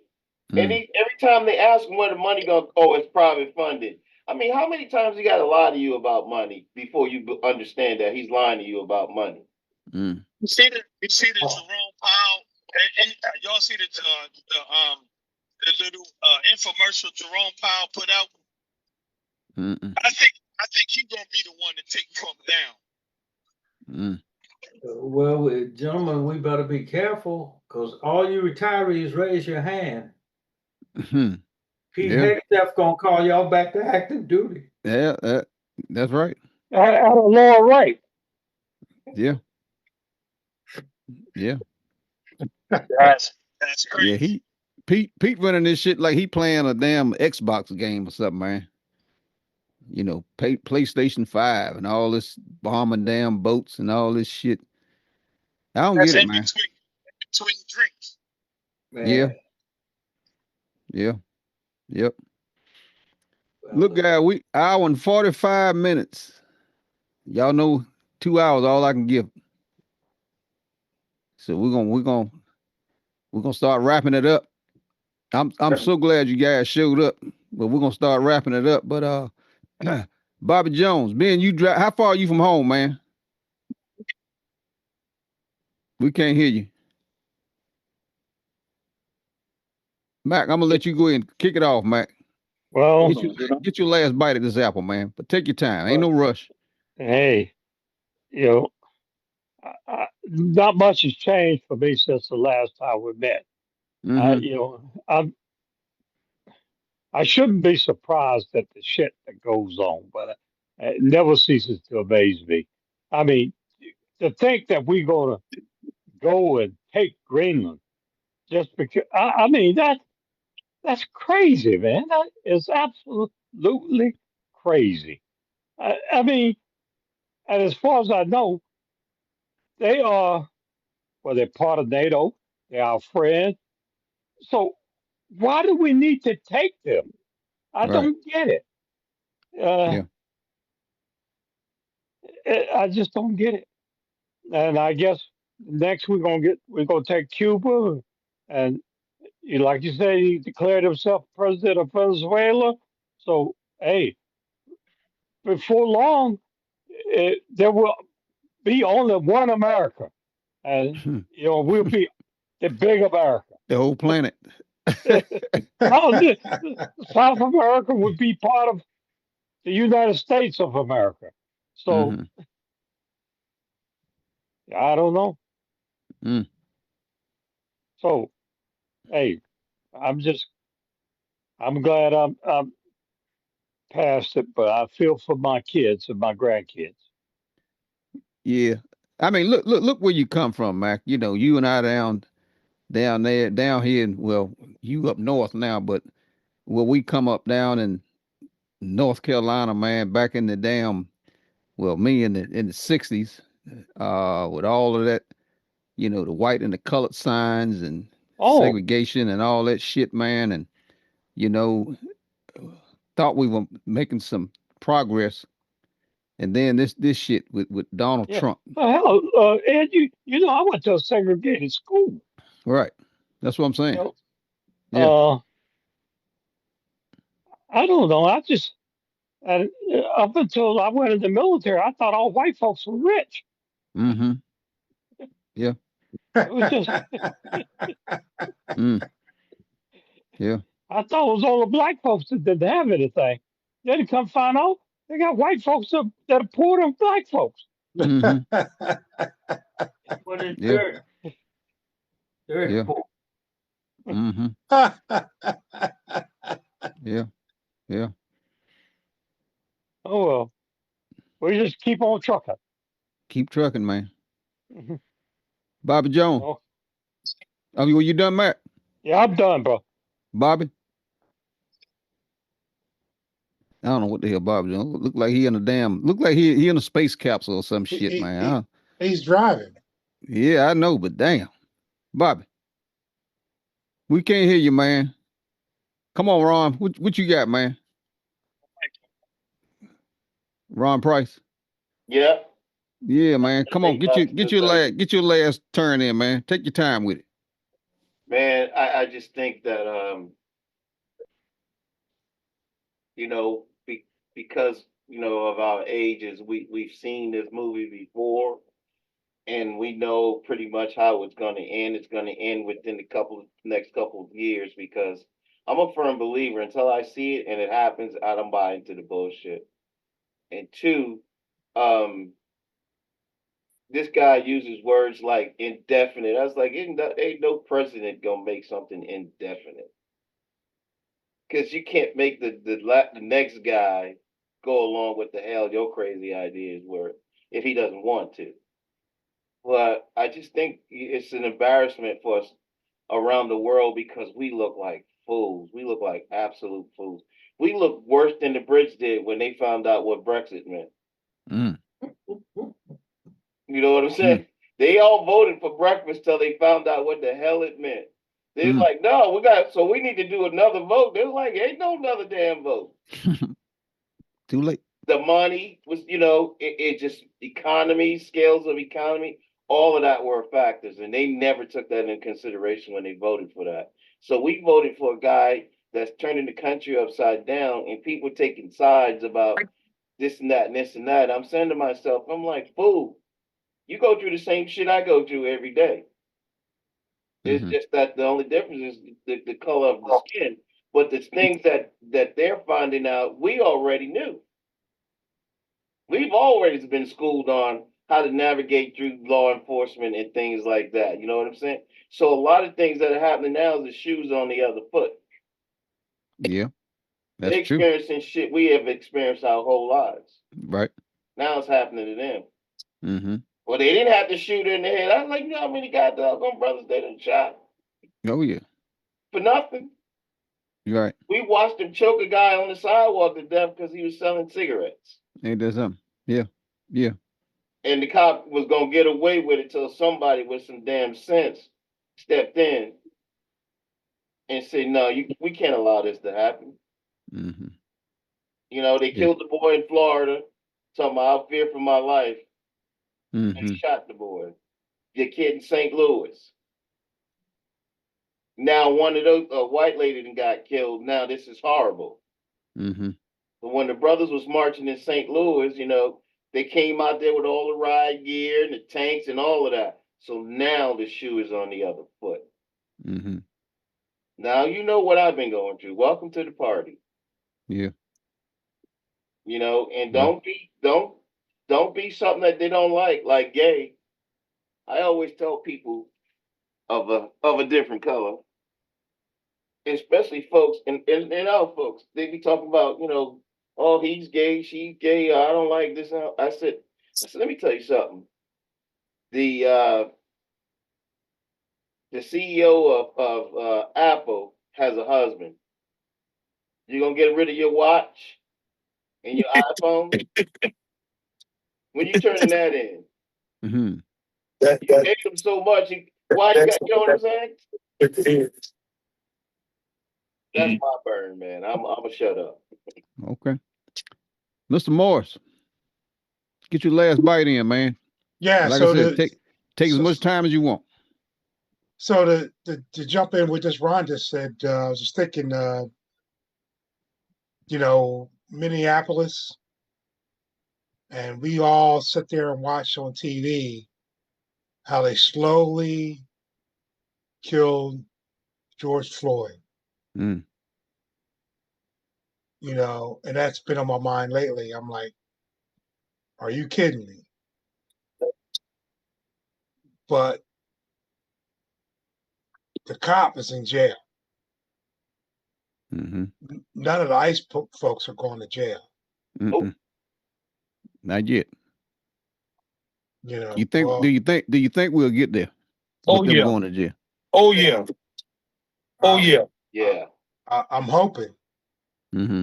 I'm hoping. But what blows my mind is like Minneapolis, St. Paul. Are you kidding me? You know, but history always says it's like, the least of the areas or the persons or the individuals where you're expected to happen, where things change, is what you end up having, where people understand like this is no joke, you know, because you know I'm thinking we're like beyond and past a lot of this stuff, but it's coming right back at us. Mm-hmm. You know what I mean? Yeah. So, and my last word is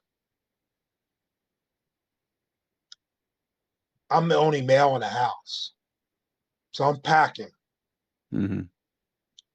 And like I told those guys at the Legion not too long ago, I'm shooting slugs. Mm. So if you break in my house, I'm putting a hole in you. One of the things that the Coast Guard taught me was to shoot a shotgun. Mm-hmm.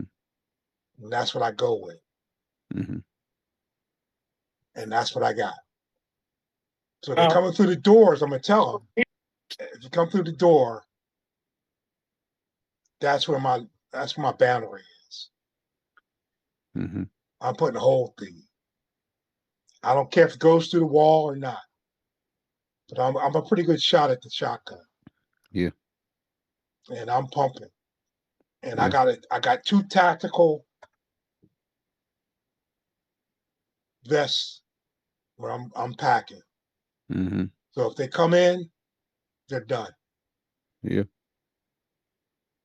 End of story. You know, I'm not a violent man, but you're not coming in the house. You got to protect your home, man. You know what I mean? Yeah. And I don't want them to think about TV either. You know, but if they get the TV, fine, but they're gonna have a hole in the back I heard that. because I'm gonna pump. I'm gonna pump it. Yeah. You know what I mean? Mm-hmm. You know, and I didn't. You know, my father left me when I was a kid, but my uncle took me duck hunting and let me shoot a shotgun. Mm-hmm. You know, and Lord knows I hated the duck hunt because it was cold, the dog shitting over the place, Mm-hmm. and it was, you know what I mean, the Pine Barrens in New Jersey. But he said, "Young buck," he smoked them cigars. "Young buck, Mm-hmm. take that over there and shoot that a couple of times. Knock me on my ass." Oh yeah. He says, "Well, you're doing it wrong." And he taught me how to shoot it. I said, "Uncle Bill, you know, God bless him." So, and to you guys, I appreciate the time and opportunity we had to talk. Even Bobby, even though he never provided a table dance for a brother at the Legion. Mm. Mm. Mm. and, you know, I warn him all the time. Can a brother get a table dance to the Legion? Mm. Mm. but Brother Jordan, I look forward to seeing you at the MLK breakfast again. And I always think about you. I said, man, we got a lot of history. Somehow we got to document that. You Yeah. know, and I talked to our current president. And I said, we got to get these guys. You, Ruben, Brother Marshall, we got to get them on a tape recorder and document the history of our chapter. You know, because you guys lived it and you came through on the right end of it, and we need to document that. So we might have to take 2 hours with Brother Marshall, but and Ruben. But if we can document that history, and because you know we got an anniversary coming up in the chapter, so and I'm on a committee, so we're going to look to you to document some of your history, and Ruben and Brother Marshall, so we can make sure we leave a legacy behind us. So that's all I got to say. Yeah. You guys need to do that, man. You, Y'all need you to y'all need to record a little bit of this that you have and coming up also. So I was thinking Yeah. about that, Ed. Like, you know, you're the perfect guy to kind of do that for us Mm-hmm. if we can't pull it together. I'm Mm-hmm. trying to make it, you know, within a fraternity, but if we could get together and this to document some of the things that, you know, Brother Jordan's went through, Ruben Salters, Yeah. and Brother Marshall went through back in the Mm-hmm. day, Mm-hmm. uh, and Dr. Bell too. uh, you give me too much credit. The people I look up to are Ruben Salters, uh, Charles Carson, uh, Marshall, Hod Watkins, J.D. Shelton, Bell, Dr. Kenneth Bell, Wilson. I'm just a newcomer. Just uh, the one I wish we had a record of was Charlie Carson. Charlie Carson, a tremendous person. Yeah, before my time. They named the Chester. They named the where the if you remember where the mortuary was. Yeah. They named that whole block after Charlie Carson. Is that right? It's called the Charlie. Yeah, the whole thing is called Charlie Carson. Went to Congress and all of that. Oh wow. Okay. Wow. People Yeah. like Ron Mm. Bowers, and I just feel blessed to be associated with Zeta Rolander. Just a Mm. blessing for me. Mm. Uh, you impressed me, Brother Mars, because you knew the best weapon for home defense. Yeah. Hey, A pump shotgun. The only thing that I would change: don't use slugs. Use double aught buck. Spray them. Use double aught buck. And Bobby would know that from being a correction. That's right. Mm. Spray them. That's riot control. I have buckshot, Spray Yeah, them. but you want double aught buck, man. You but want but but double the aught buck. The heck with the but slug. Use the the, double aught buck. You the got a 12 gauge, right? yeah, Mossberg, Yeah, 12 gauge pump. That's all you need. Mm. Mossberg, yeah. But I'm intrigued with the movie stuff because I'm like, man, that put a hole through him. But Yeah. I got some shot. Yeah, I got some buck. Yeah, I got some buck Mm. shots. Yeah, I got the little green canister. I'm looking at it now. I'm like, I got 2 or 3 of the green canisters full of that. But Mm. I, Yeah. I'm like, I know it's gonna go through the wall and everything, but Yeah. you know, I'm about like you, Brother Morris. If somebody gets in my house, the only thing that I'm gonna protect is myself and my wife. yeah, Mm-hmm. Other stuff you can have. Oh yeah. But if you endanger us, you will be introduced to some double aught buck, uh, several rounds of it, Mm-hmm. and but other stuff in my house you can have.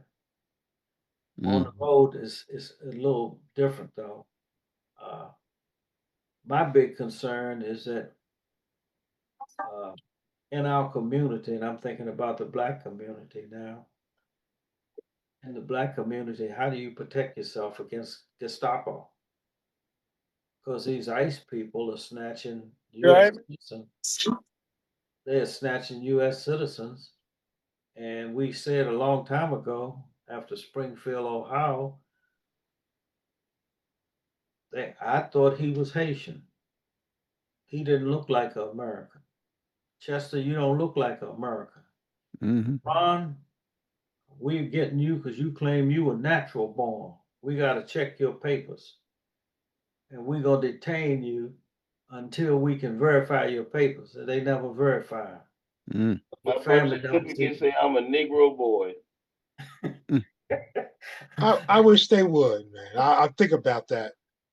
I wish they would, and I would start cussing. I try not to cuss.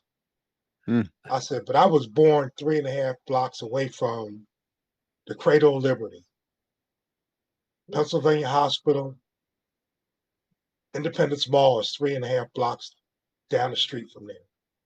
I wish they would say so. Mm-hmm. And so for me, I enjoyed the conversation.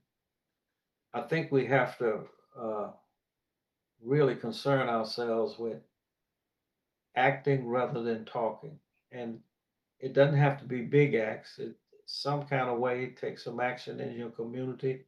If it's no more than speaking the truth about what's happening, because the media is spinning a bunch of horse manure out there, and that's Goebbels 101. If you tell a lie long enough, it becomes the truth. Mm-hmm. And Right. it impacts people who are close to you. It impacts people in my family, your family. Well, how did you get that? How do you know that? So we as veterans, we've been in the military. We know a lot of things. We know about illegal orders. We know about uh, shooting people after they surrender. You in the Coast Guard, Brother Marsh, you can't just go out and whack some people that are hanging on a hull of a boat. You're Mm. supposed to save them. Right.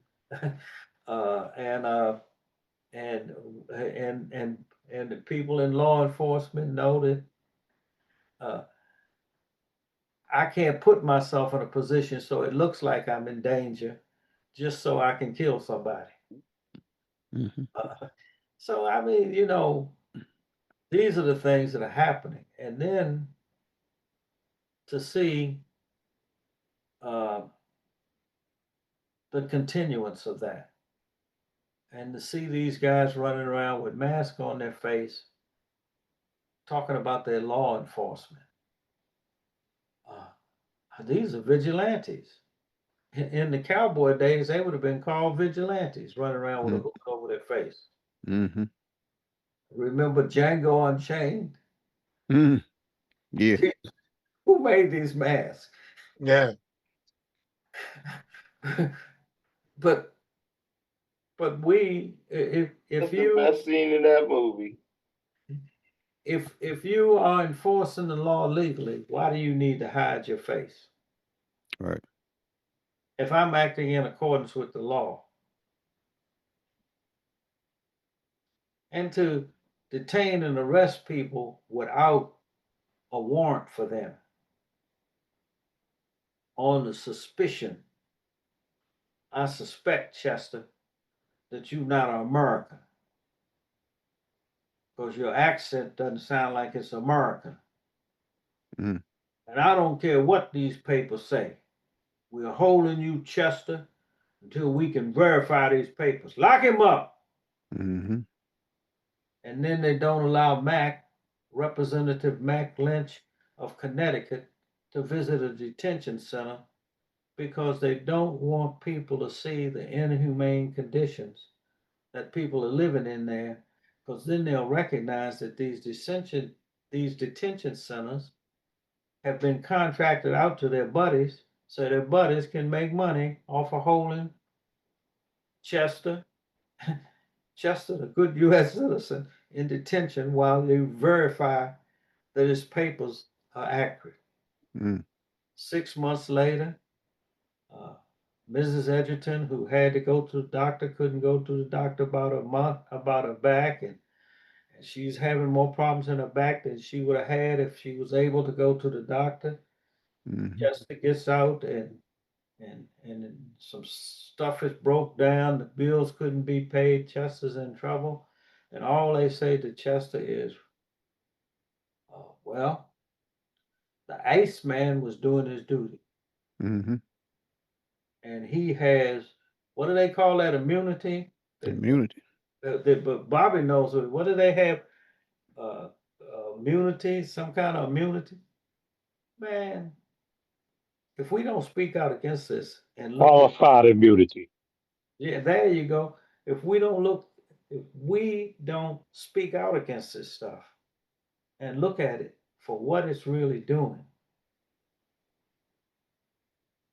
then we are not serving our community. You're right. Question is, You're the right. question is, what would Dr. King say about what's happening today? Mm. Would he speak out against what's happening? Oh yeah. Absolutely. Yeah. Then if we are going to honor him, we need to speak out also. Yeah. Uh, I'm complete. I enjoyed this evening. I might have laughed a little bit. Bobby Jones.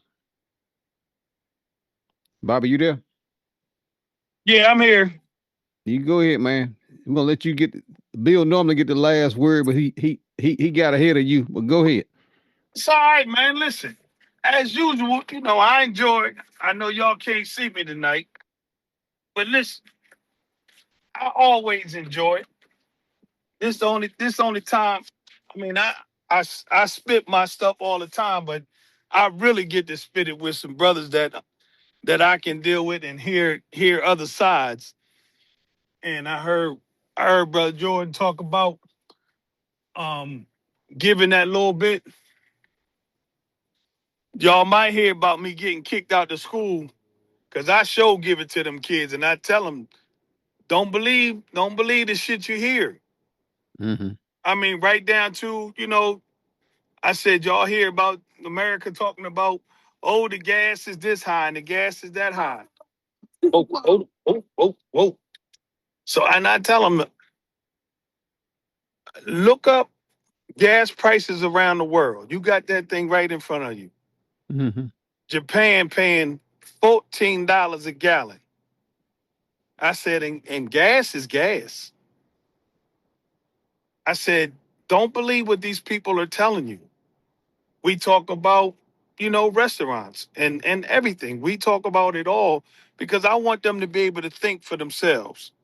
And Mm-hmm. that's what I said. I said, I don't care about, what your mother say, what your father say, what I say, whatever. Go out and research it yourself so that you can make your own opinion. Don't let somebody dictate what's your thought process. You go out and get your own thought process. Build your own foundation. And these are the things that they do not give and parents aren't giving their kids. They'll tell them that you got to have Gucci on because it makes you look expensive. Mm. And I tell them wealth it has nothing to do with money. I said because it's a whole lot of people that's been wealthy for a long time. As long as you can do the things you want to do every day and be happy about what you're doing, you're wealthy. Right. Mm. You're wealthy. And that's what people don't understand. It's a whole different thing about, it's the have and the have nots. That's about money. That's not about wealth. Mm-hmm. Because the haves are blowing their brains out because they don't know anything. They don't understand what they have. They don't understand how to use it. All they Mm-hmm. want is more, more, more. And that's the problem with the stuff that we're dealing with now. And the people who believe in the people that are running this country right now, they don't understand what the government is supposed to do. The government's supposed to take care of its people. Right. You're The right. government, the government is the biggest 501 that you have. Every country that has any sort of mindset, they take care of their people.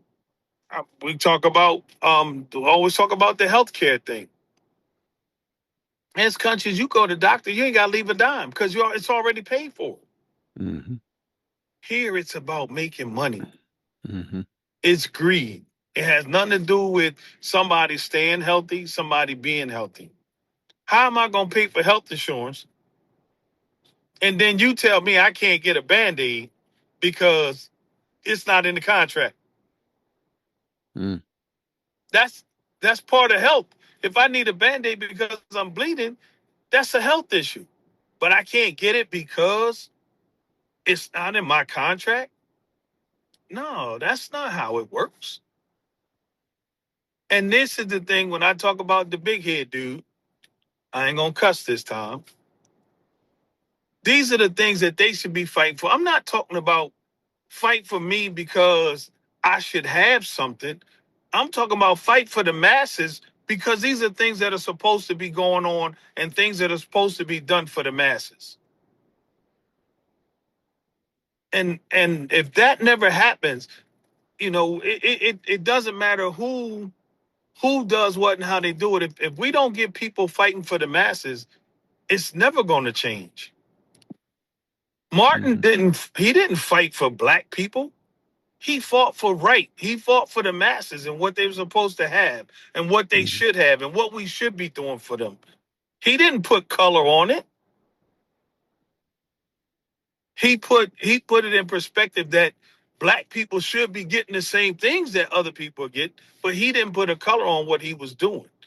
He was doing it to make it an equal thing, but it wasn't a color put on it because he always talked about coming together. Yeah. That's my story. Uh, Bobby, you missed my opening. Um, I played a little bit of Dr. King's sermon, his last sermon that he did before he was assassinated. Uh-huh. But that's kind of what I opened with. Um, and you talking about what this thing is all about money. With Donald Trump, money. He's greedy. The technology that we have today, I mean, if we used it correctly, there wouldn't be. Now I'm not a. Yeah, I guess I am. I'm a damn socialist, man. Because we shouldn't even have to spend money for anything. I mean, I just feel like with the technology we on this planet here in this solar system, we're alone. We all alone right now, as far as I know. But the technology that we have today, man, we should be able to extend the lives of people. People should be able to live up to 150 years old, man. Or maybe even more with the technology, medical technology. I mean, 3 years ago, man, I was looking at checking out with this pancreatic cancer, but they caught it in time to where right now I'm 3 years in remission. Had a young lady, a friend of mine, her sister-in-law contacted me because she came down with, so that she was diagnosed with stage 4 pancreatic cancer. And once you get that far, man, I mean, most time they tell you ain't too much they can do for you. But through some, what they call it, some of these studies that they do, the surgeon that saved my life, he turned her down because he told her, hey, look, there's nothing I can do for you. But she went through some of these I can't even think of the word for it now. But last week she had the same surgery I had, a Whipple, and she's coming home. I think this weekend. She said I just talked to her yesterday. Um, we just have the technology, man, and the ability to do so many good things with feeding people all around the world, man. I mean, the U.S. aid that Trump just kicked the shit out of when he came into office. And I understand now, kids have been dying since he did that. Um, it's just absolutely unbelievable that people are just going along with Donald Trump and this bullshit that he's doing. I saw him on TV the other day talking about the prices of groceries going down and gas is going down, everything is going down. I don't know about y'all. My damn heat and light bill is went up. My water bill has went up. Um, Bro, my water bill just went up $27. When I got it, I was like, and it's been the same thing damn near since I've been in the house for 4 years. mm-hmm. What about your energy bill? Electric, yeah, everything. You It's know, going up. and Tessa, that's my point about what I'm saying. And you actually tackled it even more. That's my Mm-hmm. whole point about what I'm saying. Like, there's no way that this country should not be taking care of the people. It's about the Yeah. masses. Yeah. But it's so caught up on the few, and the few are running everything. This thing is supposed to be run by the masses. And until Yeah. people That's figure right. that out, we gonna That's have right. problems. We Yeah. gonna always have these same problems. We gonna run into the same old pedophiles and everything else. Mm-hmm. It's gonna continue to happen. Yeah. Why? Because they are so fixated on people that look like us not being able to have anything and want to take stuff and make money off of everything. Yeah. You know, Babe Ruth, Hank Aaron, Willie Mays hit a baseball over a wall. The baseball costs $10. It hit it over the wall. Now it's $1 million. Mm-hmm. Why? Mm-hmm. It's still the same damn baseball. Right. But that's where they are. It's all about money. Everything is based on money. Yeah, Not price on survival. everything. Not survival. It's based on money. Yeah. Yeah. I mean, we should be leading the world, man, and technology, man, and saving lives and advancing. I mean, just everything that we do, man. I mean, it should be free energy. Just the way I look at shit, man. It's just crazy the And technology that we have. if nothing else, we should be paying a little bit because people gotta work. People gotta, you know what I mean? These things had to be run. You know, Mm-hmm. people gotta take care of them. And that's okay. But the prices that we are paying, no, Yeah. we shouldn't be paying those prices. Yeah. Period. That's A, true. lo- a gallon of milk shouldn't cost $6. No, it shouldn't. A loaf of bread shouldn't cost $4.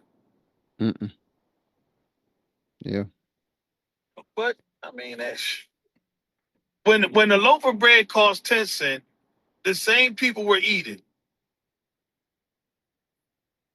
You know, it's no different. Mm-hmm.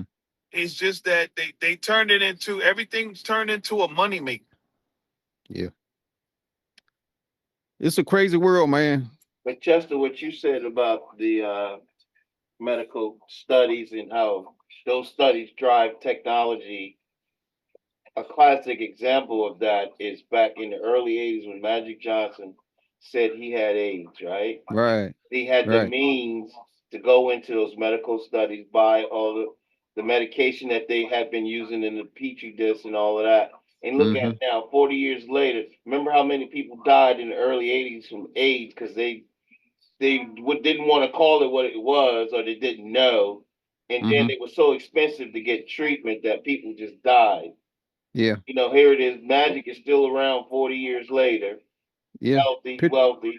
Picture of health. Mm-hmm. Yeah. It was all because those studies. Yeah. Medical studies. Yeah. Now y'all know that science don't mean shit. Science don't mean a damn thing because you know it don't work. Science is fake. It ain't it ain't there's no such thing. You know, let's lock Fauci up. Right. You know, let's lock all these scientists up because they've been lying to you. Ain't that something? They know damn well they didn't go to the moon. Yeah. Yeah, Right. That's Right. Right. a Hollywood backlot. Yep. man. Listen, But anyway, fellas, look, man, it's the new year. Uh, I don't know, man. What's gonna happen? Uh, I don't know. I just don't know. But I'm glad you brothers come on and talk with me tonight on the edge. I wish I could be. When is the ceremony for the king? When the king thing is it next Monday. next Monday? Like I said, I had planned on coming up, had it all set, but you know, hey, other things come up, can't be there. Hope y'all record a little bit of it. Let me see what's going on. You know, hear a little bit of it or whatever. They don't televise it, anything like that. I mean, how's it set up? Well, during COVID, we had, you know, it was online. It was virtual. What? That's what I'm saying. Is it so? It's not virtual this year. No. Okay. Well, anyway, we'll send you a copy of it, a DVD of it. I think. Do that if they record it. Yeah, let me see how it works, man. But like I said, man, I appreciate you guys coming out. Bill, is your phone up yet? It's working. Okay. Did you see the link? Did you see the link that I sent? Send that to him, man, and he should be able to check it out. And like I said, if he want to come on, man, hey, look, it's always room at the table, man. You know, if he want to sit in, okay. But I'm gonna let you guys go, man. I appreciate you guys coming out and hanging out with me on the edge. And, long as I got breath in me and I can open my mouth, I'm gonna be on. All right, man. All right, brothers. Y'all have a good night. All right, brother. All right.